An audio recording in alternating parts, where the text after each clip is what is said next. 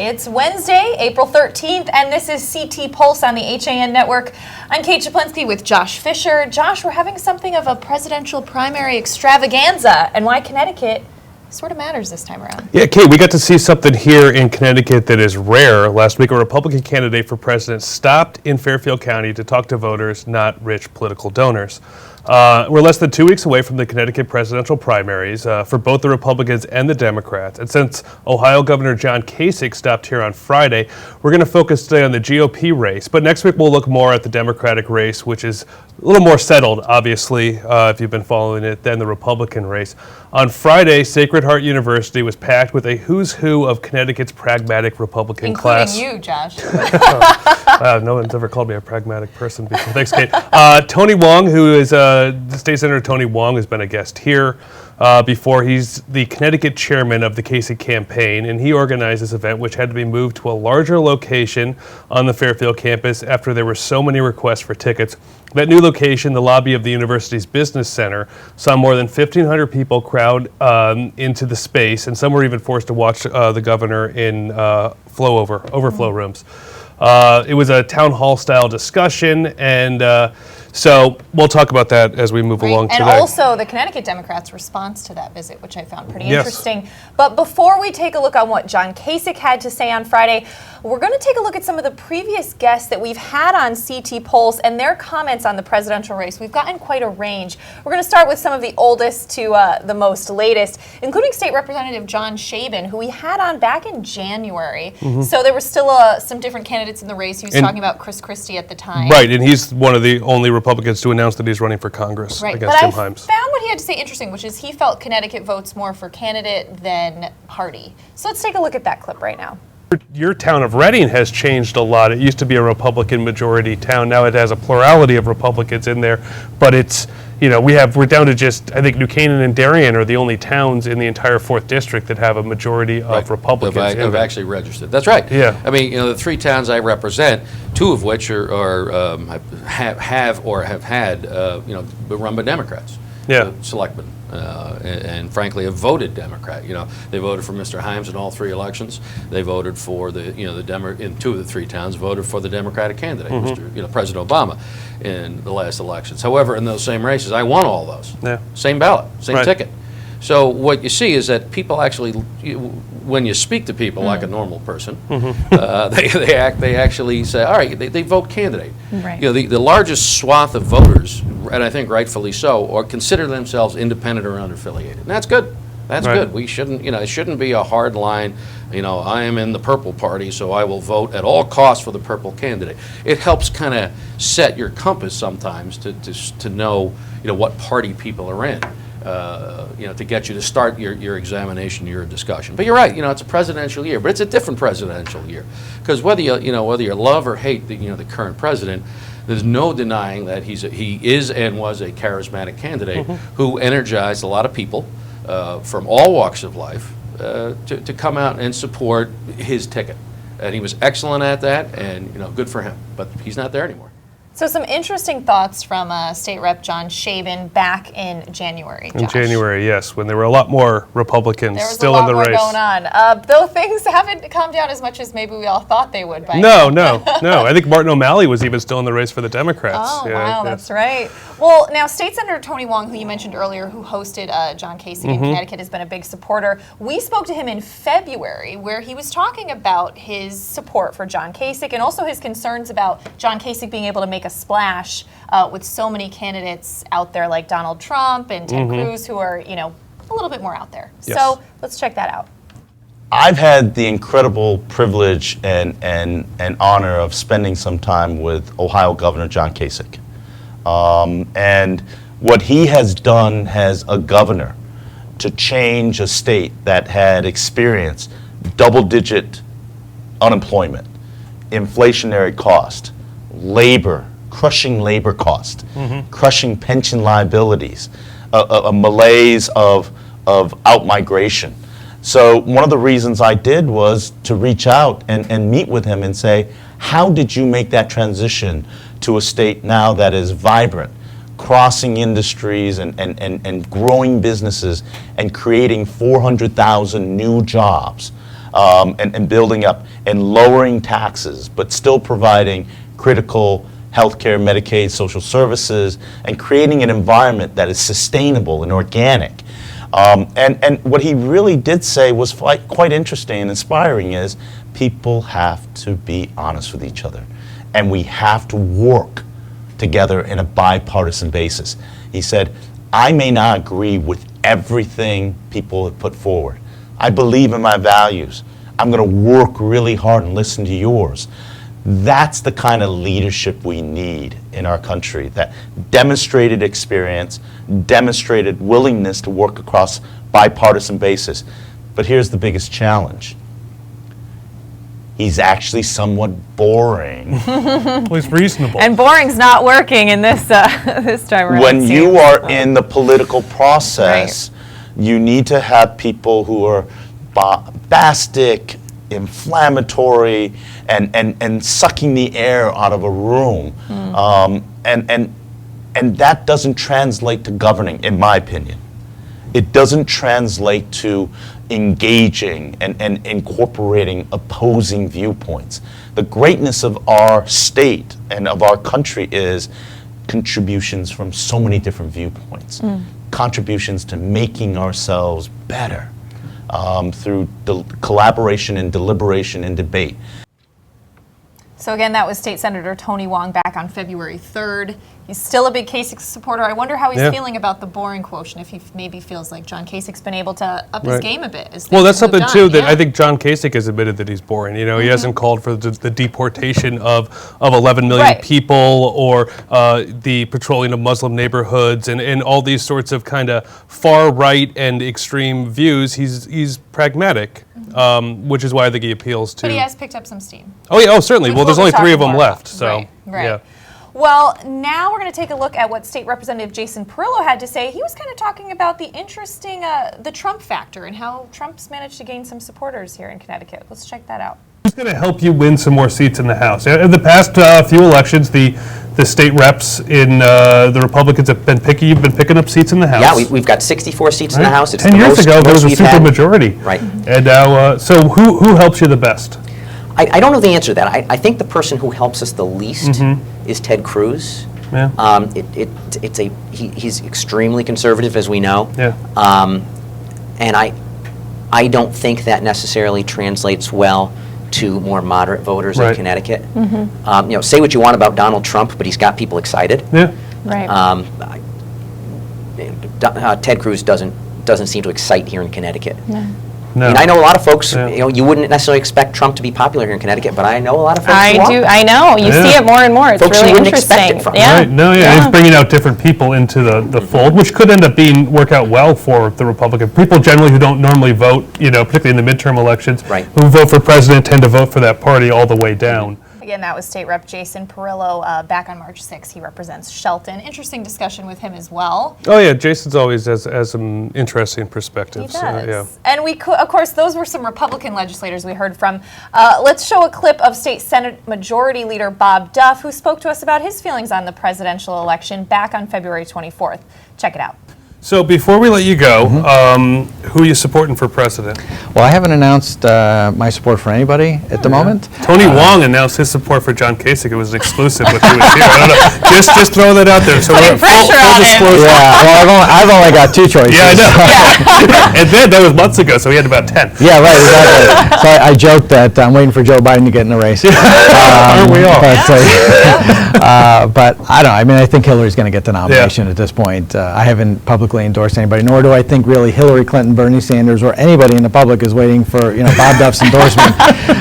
But we'll see what happens.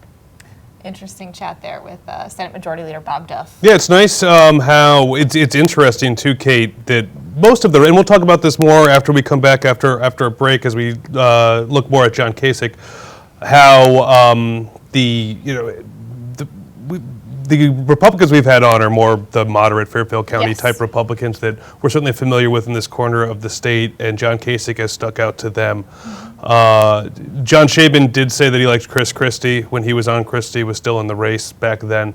And that's also, a Northeastern. He was considered a moderate Republican until he tried to run for president. Things changed a bit. So, as it does with all these politicians. Right. And, it's interesting, too. But the last thing I think any of us thought was that maybe that we seriously would actually have a chance to vote in 2 weeks and have it matter. Right. So let's take a break now. When we come back, we're going to look at some shaky video that I shot of John Kasich in Fairfield last Friday. And we'll also look at the latest poll here in Connecticut and at what this all might mean for us. And then, of course, Doug Smith's going to join us later with some editorial cartoons and some more fun. So you're watching CT Pulse on the HAN Network. It's time to come back to hometown banking, where people are taken into account, not just balances. Where community comes first. A place where there's more than one kind of interest. Where automation will never replace consideration. Where they not only know your name, they know your dog's name too. It's time to expect more. It's time to bank well. Bank smart. Bank local. Bank well. Alberto Londano Professional Painting, Wallpapering, and Carpentry has been serving Fairfield County for over 20 years. Based in Norwalk, Alberto takes pride in his work by offering you only the best quality service and products. Call Alberto today to get a free estimate and be one step closer to a new and exciting home makeover. 203-866-9635.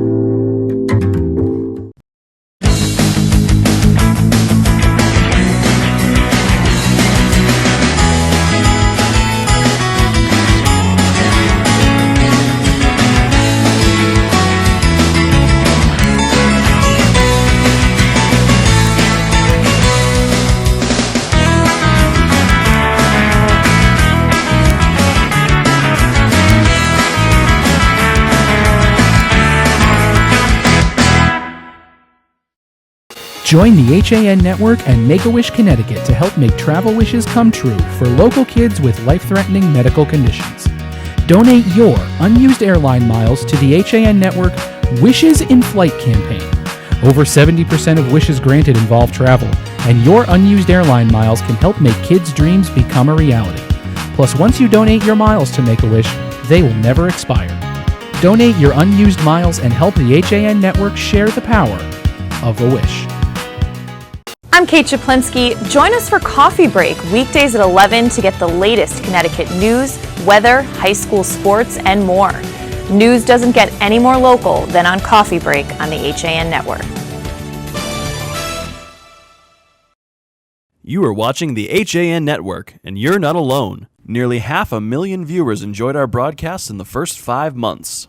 Advertise on the network that reaches Fairfield County, Connecticut's most engaged audience. Contact Jessica Murrin, Advertising Director, at 203-273-7312 or email jessica@han.network. And we're back on this week's edition of CT Pulse on the HAN Network. I'm Kate Czaplinski with Josh Fisher. And as we were talking about before, Josh last Friday was at Sacred Heart University for Governor John Kasich's appearance in the state, which was a big deal, Josh. What was the crowd like? It was packed. I think it felt like every registered Republican in the entire state was there, Kate. And you can see here some pictures that I shot. I got there nice and early too, about 11. It started at noon, and the entire place filled up. And luckily, I was able to stand on a bench so that I could take these pictures up against the wall. They had overflow crowds. It was a lot of fun. This is.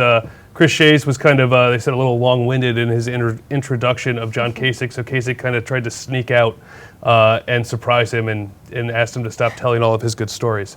Also in the crowd was former State Senate Majority Leader John McKinney, who nearly lost the GOP primary for governor 2 years ago. So was former Lieutenant Governor Mike Fedeli, who also lost the primary for governor nearly 6 years ago.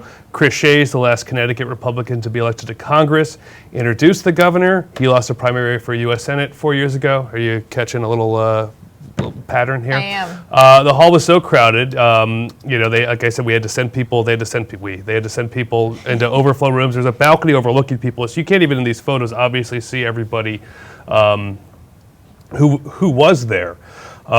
State Rep Gail Lavelle was there from Wilton. Rob Malazzi, the first selectman of New Canaan, was there. He'd gotten a little press by endorsing Kasich a couple weeks ago.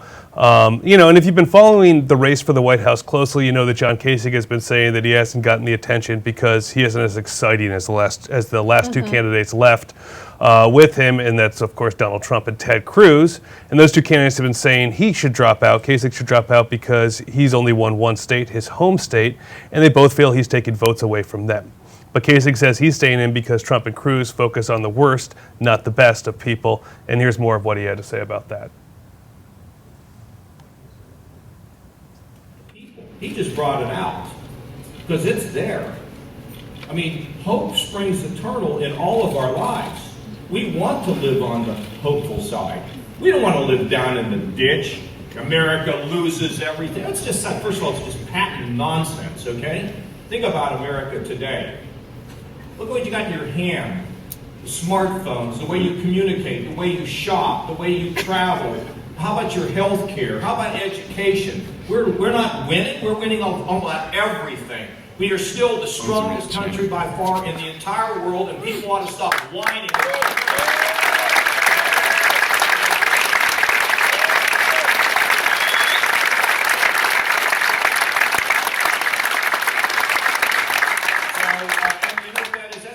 People's fears.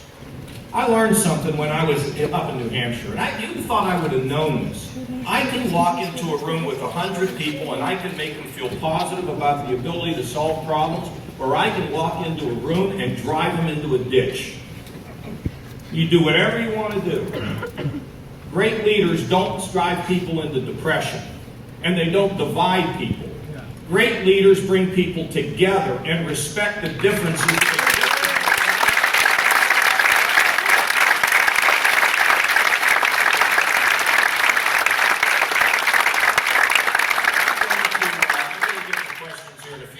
Here's where I'm going with all of this.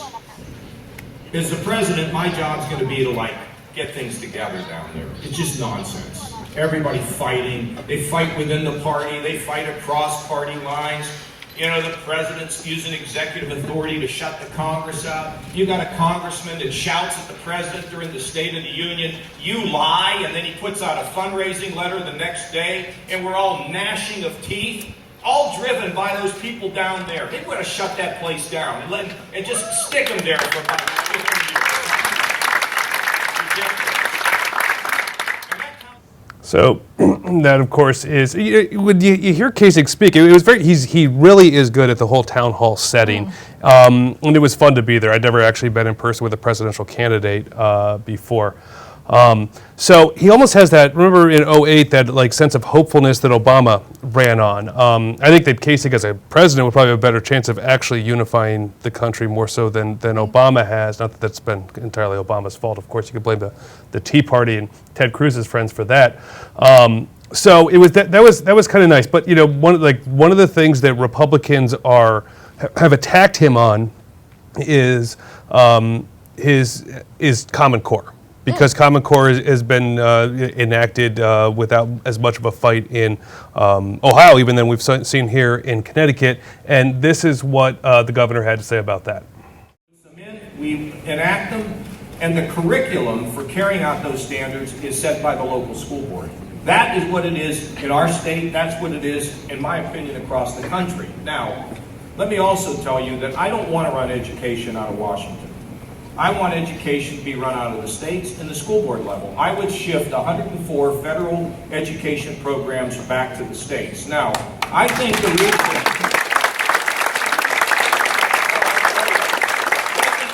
you're asking this question is because you find a lot of students that come to school who can't even do 11th grade math. Am I right?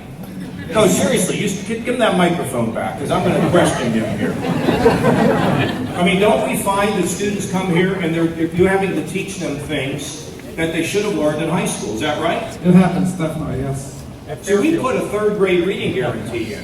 94% of our third graders now are able to pass a third grade reading test. This is like it used to be that, we just pass kids to the 4th, 5th, 6th, 7th grade. By the time they get to the 10th grade, they quit. High standards is necessary in the 21st century. Am I right, sir? Absolutely. I mean, that's what you need. And when you come to this school, you got to be prepared to learn the college level stuff. So I also believe that we ought to have an online, and maybe you could help develop it. And no, I think it should be an online program where you can remediate yourself in both math and English before you go to college. Because we don't want to spend our time paying tuition at Sacred Heart on the basis of information we should have learned in the 11th grade. The gentleman that Governor Kasich was talking to there was a professor at SHU, and that was interesting. So, also, it alluding that this has to do with the Common Core is he talked about how there's kind of false things being said about him, along with all of these people on the internet. And this is kind of, I think, Kate, you'll find this interesting, where he talks about false things being written on the internet, on the media. Sorry. Better folks able to discern, what's right and what's not right. Because, if you think about, for example, the new media today, do you know that many people get paid, I don't know how many, but some people, maybe many, get paid on clicks. So if you're now a journalist, or whatever you want to call them, you write a headline that forces somebody to click, because that's how you get paid. Now, people have to realize that you cannot just conduct your whole life on the basis of money. There's got to be some self-restraint, right?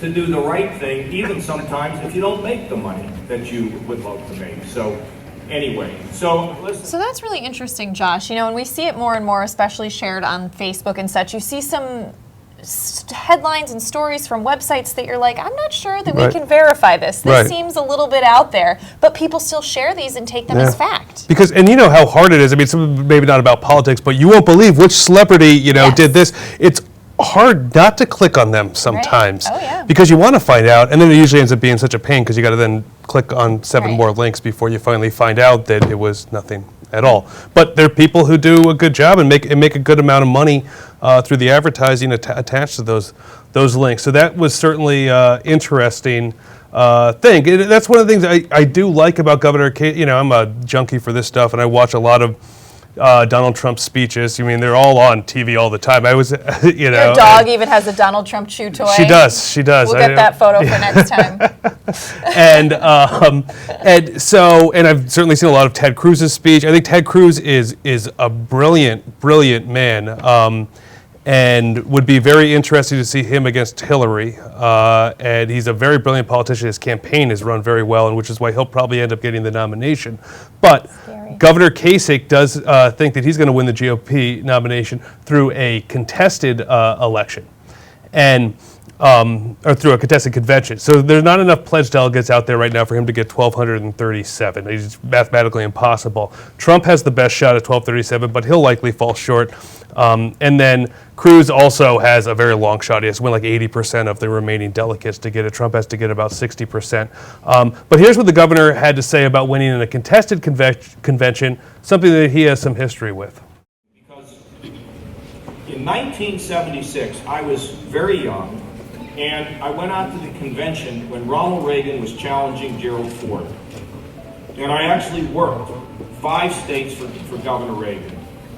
And I met with these delegates, and they were extremely serious. And what they were trying to figure out is, number one, who could win the fall election, and number two, who would be the best president.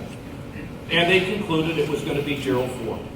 But I saw how things had changed. You see, when people go to a convention and they're going to pick a president, they go from somebody that might be saying something on Monday, where don't understand it, into a convention hall, where all of a sudden they feel a great sense of responsibility. And what the delegates are going to do is they're going to try to figure out who can win in the fall, because that's the purpose. And by the way, I'm the only candidate who consistently beats Hillary Clinton in the fall.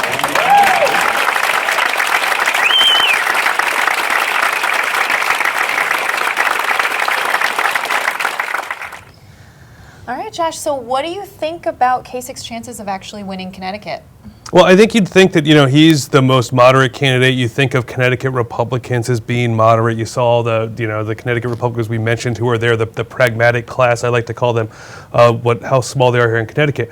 But I think there's 4 reasons why John Kasich will not win the primary. It's Tom Foley, Linda McMahon. You look at those are the candidates who won the last major Republican primaries in Connecticut. The Republican primary electorate is not moderate. The Republican primary electorate is, for lack of a better word, dumb.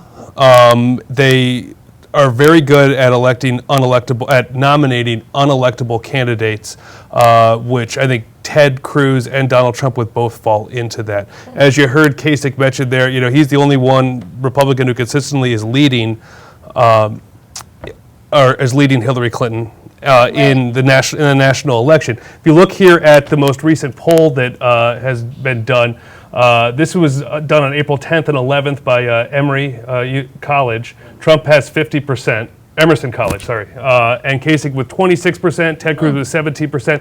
If Trump were to win 50% plus 1 in Connecticut, he gets all of the delegates in the state, which is pretty interesting. And they're also broken down by congressional district. There's 28 delegates in Connecticut. So all 5 congressional districts, if a candidate wins a plurality of the votes in those congressional districts, they win those 3 delegates from there. So it could be split up. But if a candidate wins 50% plus 1 in Connecticut, they get all 28 of the pledged delegates in the state. Trump right now is right on the edge of that. I think with how Kasich does in New York, which votes on this coming Tuesday, it could help him, but Trump is leading by over 50% there, so he could pick up pretty much all the delegates in New York too. It is interesting because you see them now campaigning in places like the Bronx. And you're like, how many Republicans are there in the Bronx? Well, there's only like hundreds of Republicans, but those are still 3 delegates there for that congressional district, so that's a good place for them. So maybe we could see Kasich do well in the 4th district, which is a little bit more moderate.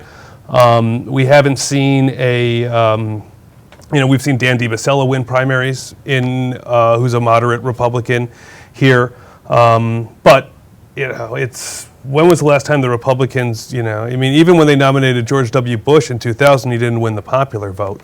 So but it was fun to see the governor there. And I have to say, you had some of the most comprehensive coverage I've seen of that as far as video clips and sound bites. Really interesting stuff. Well, that's because no one covers John Kasich, Right. and so. Well, a lot of people were in Connecticut last Friday. It was big news. But there was only one national network covering him. It was all the local stuff, and there was a lot of good local coverage from The Current and Hearst and everybody. But as far as video, I just thought you kind of rocked it. Well, thanks, Kate. Wow, mark that down, Eric. A compliment from Kate Czaplinski. But we should say, worth mentioning that, of course, the Connecticut Democrats had a response to John Kasich's visit. And in a statement from Democratic Party Executive Director Aylin Wuschik, I hope I'm saying her name correctly, she said, John Kasich wants Connecticut voters to believe that he is a sensible, moderate Republican, but his record as Ohio's governor is anything but moderate.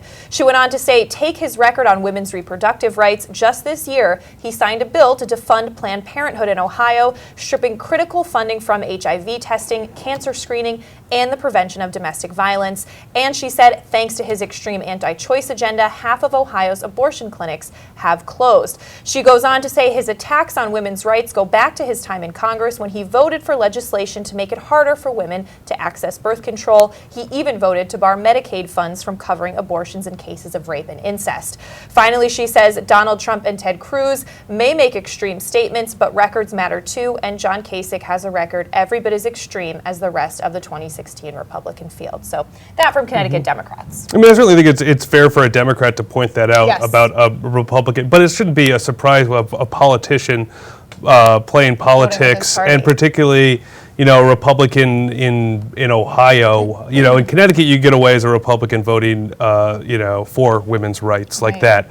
But also, I like to say, it takes a simple mind to be a single issue voter. So if you want to vote on one issue, that's fine. but if the world's not run on one issue at a time. Well, Josh, I think back in the summer when we were watching some of those early presidential debates, I found one of the most interesting things was when John Kasich was asked, it was an LGBT rights question, and he was asked if his daughter came out as gay, what he would do, and he basically said, I would support her, I would go to the wedding and all that. So that was at least interesting. It showed a little bit more thoughtfulness than some of the other candidates in that arena. He does talk about moving on beyond those sorts of things, and I think that I don't think that he would necessarily, like Ted Cruz would be obsessed with making sure that he nominates a Supreme Court justice who would maybe help overturn Roe v. Wade. I don't think that would be on the top of John Kasich's priority list. Right. So I think that, but this is also typical of America right now. The Connecticut Democrats see someone who's more towards the middle, so they have to, try to admonish him. Because heaven forbid we actually have people, closer to the center running for office, because it'd be absolutely terrible for the Democrats and Republicans if there was, something in the middle, because they're both against, moderation and compromise. Yeah. All right, Josh, well, thanks again for all that video from the John Kasich appearance. We're going to step out for a break. When we come back on CT Pulse, we're going to be talking to Doug Smith. This week's editorial cartoons, we'll be checking that out coming up after this. Walter Stewart's Market in New Canaan is your time-saving local shopping destination for the best of spring. Find many of your favorite products, from great specials on everyday items to the freshest organic produce, artisanal cheeses, and grass-fed steaks. Chop off your knives to be sharpened. Grab a beautiful bouquet of spring flowers and stop in next door for a wine tasting. Plus, their personable staff is always ready to lend a helping hand. So stop in to Walter Stewart's Market, 229 Elm Street today, or shop online at stewartsmarket.com. At the Sylvan Learning Center of Darien, experienced teachers and personalized academic support equals superior results.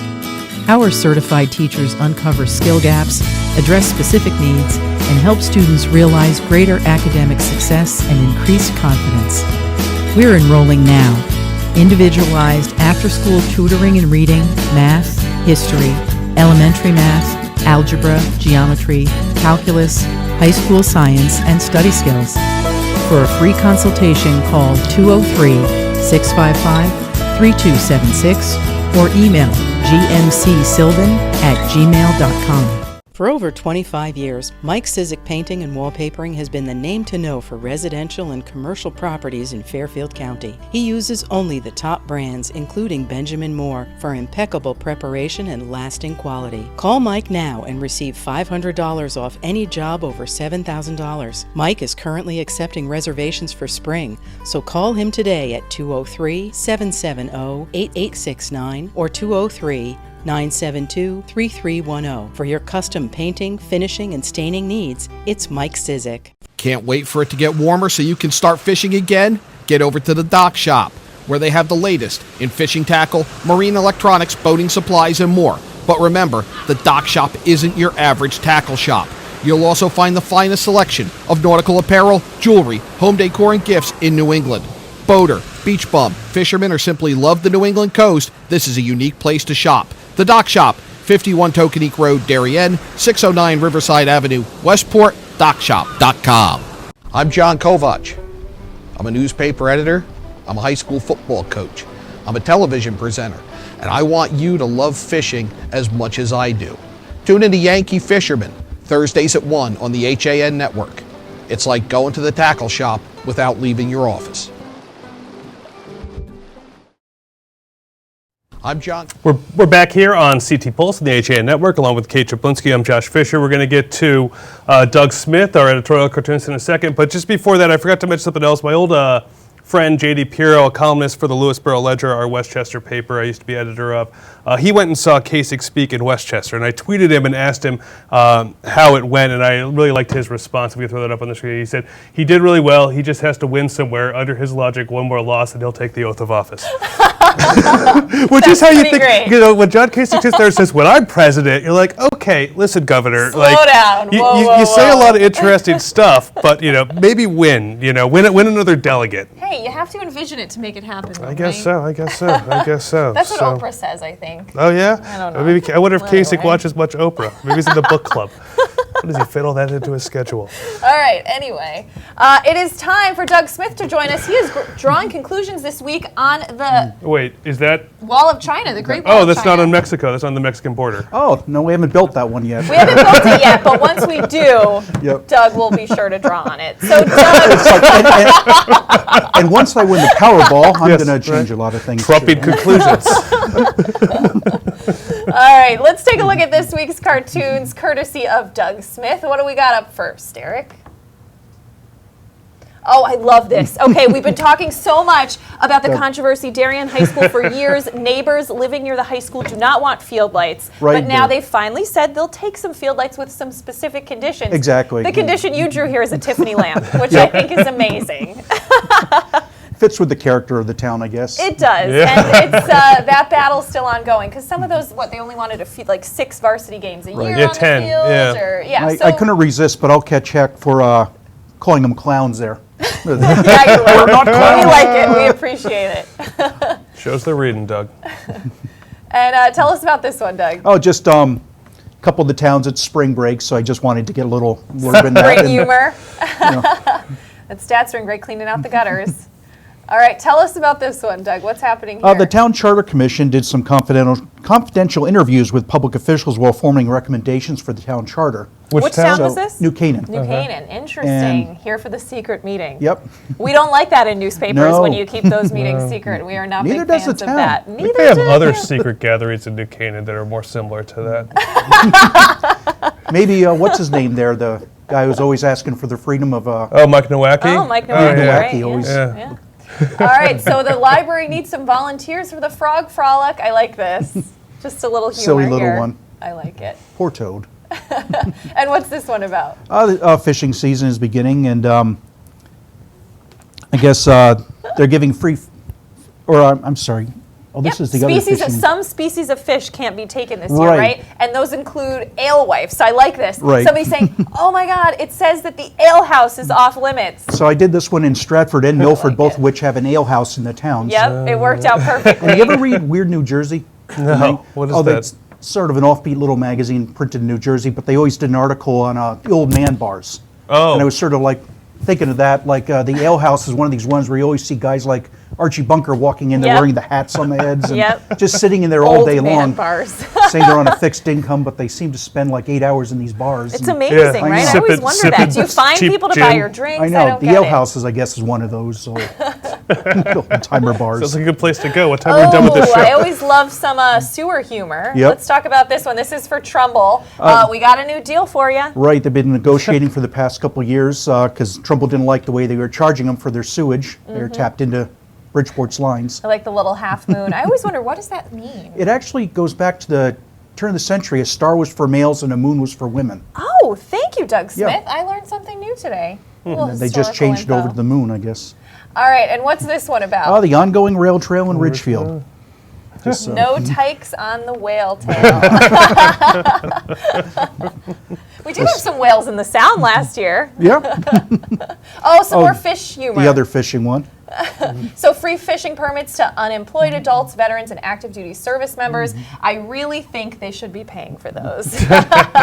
More fishing permits, obviously not good for the fish, unless you fish like John Kovacs, he's a catch I was and about to release say, guy. we should have Our given Yankee these to fisherman. John. Yeah, our Yankee yes. fisherman. As Mitch Hedberg said, he just wants to make Make the 'em fish late. late for something. And tell us about this one. This was for our etiquette column. They were just wondering, when they're going to a going away party for some friends, and they didn't know if they should bring a gift or not. Okay. What does it matter? They're going away. You don't have to see them again. There you go. They left the gift behind. All right, and finally, pretty sure a staffer modeled for this one. First, this is based on a Joe Pisani column about millennials not liking cereal. Right. He said that sales of cereal have dropped off like in the past previous generations, almost 25%. And millennials claim they aren't getting their fiber and protein from cereals. They'd rather have I don't know what they have. Eggs, things like that. Yogurt. Eggs wearing more like bow Captain Crunch ties for and breakfast. But Joe pointed out that suspenders. it's a shame because they're missing out on the sugar and the prizes that we Yeah. grew up with. Come on. So this looks like though. This looks exactly like, he must have sat and modeled for this, Ian Murrin. longtime staffer here at Wow. HAN. Come on. Whose beard now is a lot thicker than it is in And that if photo. we had a full-length shot of Ian, you could see that even the dress is quite similar to Ian's the shirt style. coming out under Yeah. the sweater Yes. and the sort of like the mohawk ridge on the Yeah, haircut. it's and perfect. So look at that. Cracks us up. Well, Doug, thanks as always. Thank you. So much fun to talk to you this week.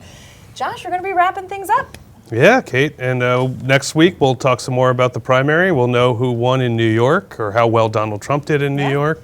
And we'll be moving a little bit closer to, and we have then the Connecticut primaries to talk about coming up this summer. So. Very cool. All right. Well, Josh, it's fun as always. And of course, you'll see us next week. And if you missed anything, you could find a link to the show at han.network. We'll see you next time.